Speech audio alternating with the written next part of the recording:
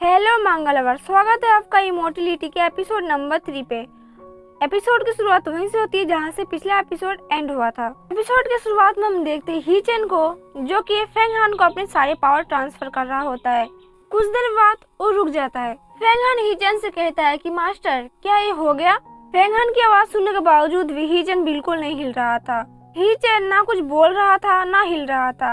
इसे देखकर फेंग हान बहुत ज्यादा घबरा जाता है। वो अपने हाथ ही चेन के नाक के पास लेके जाता है और इससे और ज्यादा घबरा जाता है। वो देखता है कि ही चेन ने सांस लेना बंद कर दिया है। ही चेन के गुजर जाने से फेंग हान को बहुत ज्यादा दुख होता है। फेंग हान कहता है कि अभी बस कुछ टाइम हुआ, हमको घंटे मिले हुए, और इसने अपना सारा पावर मुझ पर ट्रांसफर कर दिया, जितना सारा मार्शल आर्ट का पावर था। इसने अपनी सारी जमा पूंजी मुझे गिफ्ट कर दिया और इसने कहा कि मुझसे भी बेहतर तुम बन सकते हो, बस कोशिश करते रहना। मैं बस ये सोच रहा हूँ कि दुनिया में ऐसे भी लोग हैं जो कि कुछ टाइम के बाद भी आपके बहुत ज़्यादा करीबी हो जाते हैं। मैं नहीं जानता ये कौन था और कहाँ से आया था, लेकिन इसने अपनी सारी ताकत मुझे देकर ये प्रूफ कर दिया कि अभी भी इंसानियत जिंदा है। मास्टर, आपका बहुत बहुत शुक्रिया, आपने अपनी सारे पावर मुझे देने के लिए, लेकिन मुझे अब आपको अंतिम संस्कार करना पड़ेगा। कुछ टाइम बाद हम फेंग हान को देखते हैं, जो कि मार्शल आर्ट की प्रैक्टिस कर रहा होता है। वो कह रहा होता है कि जो आर्फिक पिल्स है वो बहुत ज़्यादा पावरफुल है। मुझे नहीं लगता था कि ये पिल्स इतना ज़्यादा काम करेगी, लेकिन ये तो मेरी बॉडी में जाने के बाद इसने तो मेरी बॉडी का पूरा गेम ही चेंज कर दिया। अब देखा जाए तो मैं शारीरिक तौर से बहुत ज़्यादा मजबूत बन गया हूँ, बहुत ज़्यादा स्ट्रांग बन गया हूँ। जैसे कि फैंग फैमिली में जो डिसिप्लिन है उनसे भी ज़्यादा और 2 गुना ज़्यादा मैं मजबूत बन गया हूँ। ये आर्फिक पिल्स बहुत ज़्यादा काम किए। इसको खाने के बाद मेरी बॉडी में एक अलग लेवल की एनर्जी आ चुकी है। मैं चाहे जितना भी ट्रेनिंग करूं और उस दौरान मुझे जितना भी चोट लगती है, ये आर्फिक पिल्स मुझे बहुत ही जल्दी रिकवर कर देती है। बस एक गुड नाइट स्लीप की ज़रूरत होती है। बस कुछ ही महीनों का प्रैक्टिस में मैंने अपना 4th लेवल कंप्लीट कर लिया है। ये तो बहुत ही ज़्यादा अच्छा है, क्योंकि मैंने ज़्यादा मेहनत भी नहीं किया और कम मेहनत में भी, और कुछ महीने के बावजूद मेहनत करने के बाद मुझे इतना ज़्यादा पावरफुल इनाम मिला है कि मैं बता भी नहीं सकता। मास्टर ने कहा था कि मैं ज़्यादा प्रैक्टिस करूँगा तो मुझे ड्रैगन आचरण जो पेंटिंग है उससे मुझे बहुत ज़्यादा ताकत मिलेगी और मैं ड्रैगन को समन कर सकता हूँ। लेकिन इतना सारा प्रैक्टिस करने के बावजूद भी मुझे अभी तक समझ में नहीं आया कि मैं ड्रैगन को कैसे समन करूँ, क्योंकि मुझे कोई रिजल्ट दिख ही नहीं रहा। मैं कैसे ड्रैगन को बुलाऊँ? लेकिन ये भी तो हो सकता है कि मास्टर गलत हो, क्योंकि अभी तक मैंने समझ नहीं पाया कि मैं इस मैजिक टूल्स को कैसे कंट्रोल करूं। और उससे भी बड़ी बात, मैंने ये फैंग फैमिली के ओर से बातें छुपा कर गुप्त रूप से मैं प्रैक्टिस कर रहा हूं। अगर उनको पता चला तो मैं वैसे ही जान से जाने वाला हूं। मुझे इन फालतू चीज़ों के बारे में ज़्यादा नहीं सोचना चाहिए। अभी भी टाइम है, मुझे जल्दी करना पड़ेगा और मुझे अपने आप को बहुत ज़्यादा एडवांस करना पड़ेगा। अभी ज़्यादा वक्त नहीं हुआ, अभी मुझे बहुत ज़्यादा प्रैक्टिस करना ज़रूरी है। फिर वो अपनी मार्शल आर्ट की प्रैक्टिस करने लगता है। धीरे धीरे प्रैक्टिस करते करते उसको एहसास होता है कि मेरा जो पंचेस है वो बहुत ज़्यादा स्ट्रॉन्ग बन गए हैं। कहीं ऐसा तो नहीं कि मैं इस पे अपना टाइम वेस्ट कर रहा हूँ? जो काम मुझसे नहीं होने वाला मैं वही काम के पीछे लगा हूँ। लेकिन मास्टर ने कहा है कि तुम पीछे मत हटना। मास्टर ने यह भी कहा है कि फैंग के लोग बहुत ज़्यादा ताकतवर है, उनसे लड़ने के लिए मुझे उनसे 4 गुना से भी ज़्यादा ताकतवर बनना पड़ेगा, तभी मैं जाके काम कर सकता हूँ, वरना मुझे तो मरना ही होगा लास्ट में। शुक्र है कि मुझे मेरी प्रैक्टिस के बारे में बस इन हवाओं को और इन पेड़ पौधों को ही पता है।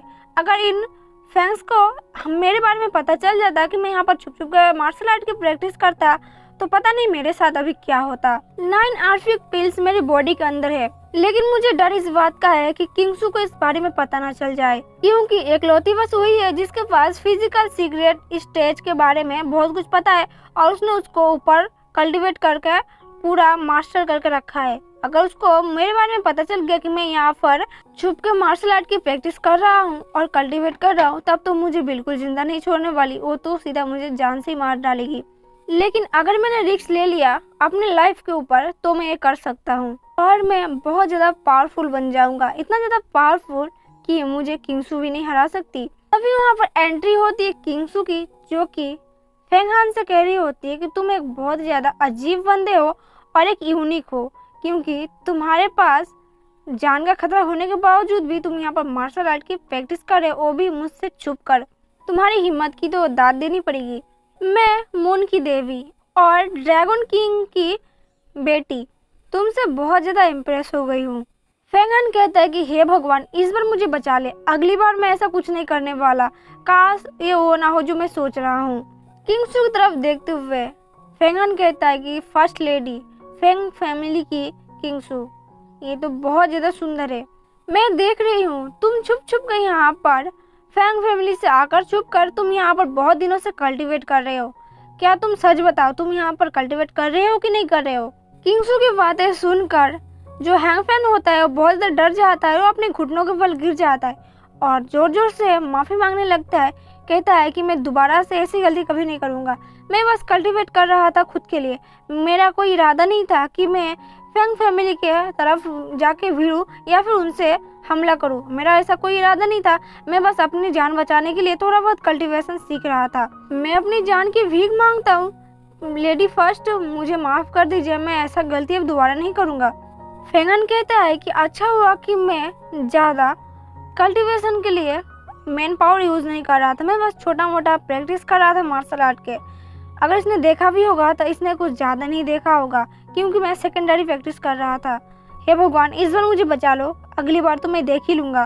किंगसू कहती है कि ये उतना भी बुरा नहीं था जितना मैंने सोचा था।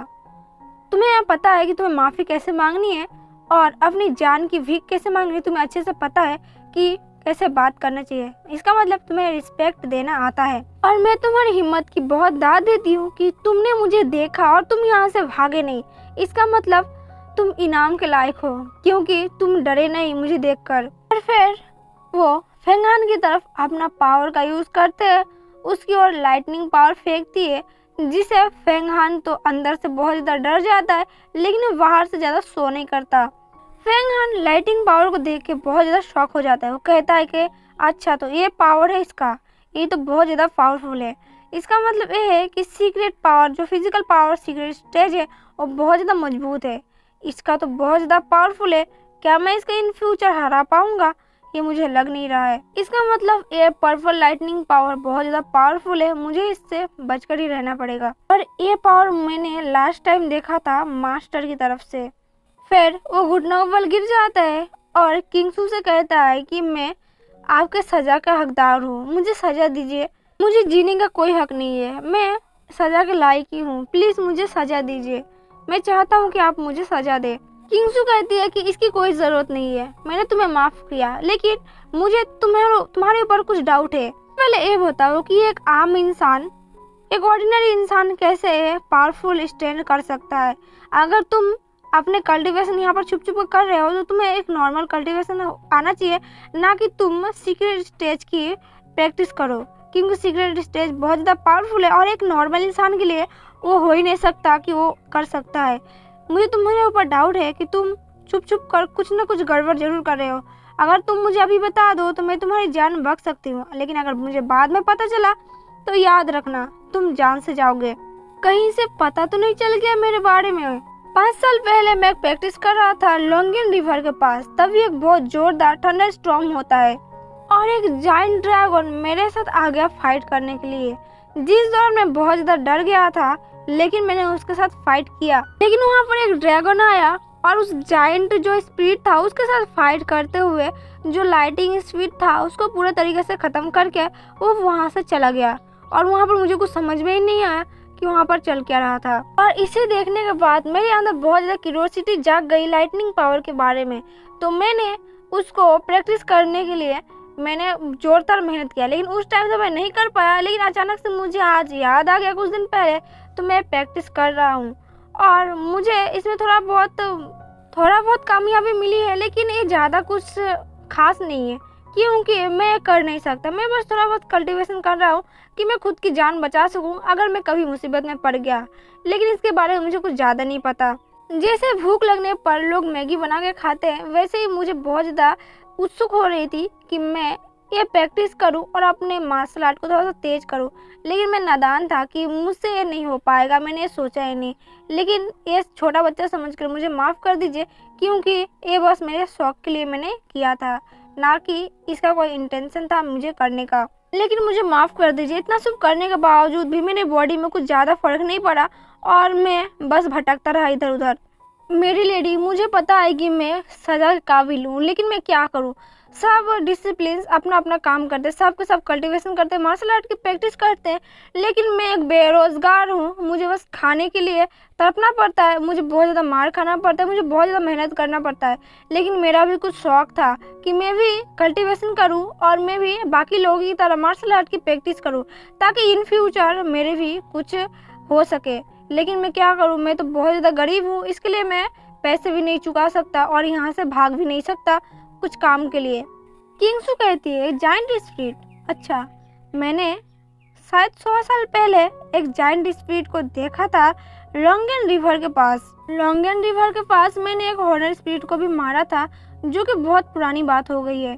किंगसू अचानक से फेंग हान की तरफ अपना लाइटनिंग पावर फेंक देती है, जिससे फेंग हान डर जाता है और कहता है कि नहीं, ये नहीं हो सकता। इसका मतलब इसको मेरे ऊपर शक हो रहा है कि मैं झूठ बोल रहा हूँ, इसलिए मुझे टेस्ट करने के लिए अपना लाइटनिंग पावर को मेरे ऊपर यूज कर रही है। किंगसू फेंग हान को उठाकर उसको दूर फेंक देती है और कहती है कि तुमने तो बहुत अच्छा अचीवमेंट किया है 5 साल के अंदर अंदर, क्योंकि बहुत सारे लोग हैं जो कि डिसिप्लिन होने के बावजूद भी इतना जल्दी इतना कुछ अचीव नहीं कर पाते जो तुमने 5 साल के अंदर इतना अचीव कर लिया है। लेकिन इतने से अभी कुछ नहीं होगा, तुम्हें इसका इनर पावर के लिए भी बहुत ज़्यादा मेहनत करना पड़ेगा, क्योंकि इसका इनर पावर 100 लेवल से भी ज़्यादा है और तुमने इसका बस थोड़ा बहुत ही अचीव किया है, जो कि काफ़ी अच्छा है। लेकिन इतने में काम नहीं चलेगा, तुम्हें और भी ज़्यादा मेहनत करना पड़ेगा। अभी के लिए मैं तुम्हें यहाँ से जाने दे रही हूँ, बाकी तुम आगे ध्यान रख लेना। किंगसू फेंग हान को कहती है कि अगर तुम्हें और भी ज़्यादा पावरफुल बनना है या फिर तुम्हें कल्टीवेशन पर मास्टर हासिल करना है, तुम मुझे फॉलो कर सकते हो, मेरे साथ माउंटेन में चलो। मैं तुम्हें कल्टीवेशन के लिए बहुत सारी चीज़ें सिखाऊंगी और तुम्हें सीक्रेट स्टेज के बारे में भी बहुत कुछ बता सकती हूँ, लेकिन तुम्हें मेरे साथ आना पड़ेगा अगर तुम चाहो तो, और तुम्हें तुम्हारी इनर पावर का भी मैं कुछ ना कुछ जरूर कर दूंगी। फेंग हान सोचने लगता है और कहता है कि इसका मतलब ये मुझे बोल रही है कि इसके पीछे आने के, और मैं सेंसोरिज्म के बहुत ज़्यादा नज़दीक लेवल अप पर हूँ, तो अगर मैं इसके पीछे जाऊँगा तो मैं कल्टीवेशन पर मास्टर भी हासिल कर सकता हूँ। लेकिन मैं इसको छोड़ भी तो नहीं सकता, क्योंकि यही मेरा लास्ट चांस है मुझे अपने आप को प्रूफ करने में और कल्टीवेशन पर मास्टर हासिल करने के लिए। तो मैं ये चांस किसी भी हालत में नहीं छोड़ सकता। नहीं, मैं चांस नहीं छोड़ सकता, मुझे उसके पीछे जाना ही पड़ेगा।